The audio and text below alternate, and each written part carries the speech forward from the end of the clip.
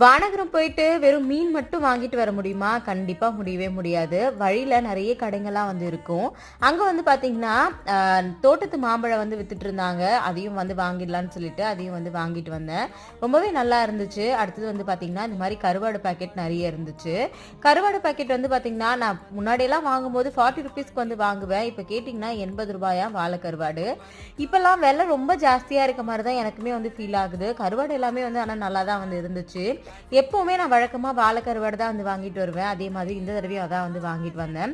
அடுத்ததான் வந்து பாத்தீங்கன்னா வர வழியிலே வேற ஏதாவது வாங்கலாமா அப்படின்னு பார்த்தேன். வெங்காயம் தக்காளி வீட்டில் சமைக்கிறதுக்கு கம்மியா இருந்துச்சு. அதனால வந்து பாத்தீங்கன்னா 2.5 கிலோ வெங்காயம் 100 ரூபாய்க்கும் 2 கிலோ தக்காளி 100 ரூபாய்க்கும் வித்துட்டு இருந்தாங்க. அதையும் வந்து வாங்கிட்டு அப்படியே வர வழியில ஒரு வயசான பாட்டிமா வந்து பாத்தீங்கன்னா கீரை வித்துட்டு இருந்தாங்க. சரி அவங்க கிட்ட இருந்து கீரை வாங்கிக்கலாம் அப்படின்னு சொல்லிட்டு அதையும் வாங்கிட்டு வானகரம்ல இருந்து கிளம்பியாச்சு. இந்த வாரமும் வானகரம் போய் 500 ரூபாய்க்கு மேலேயே வந்து செலவாயிடுச்சு.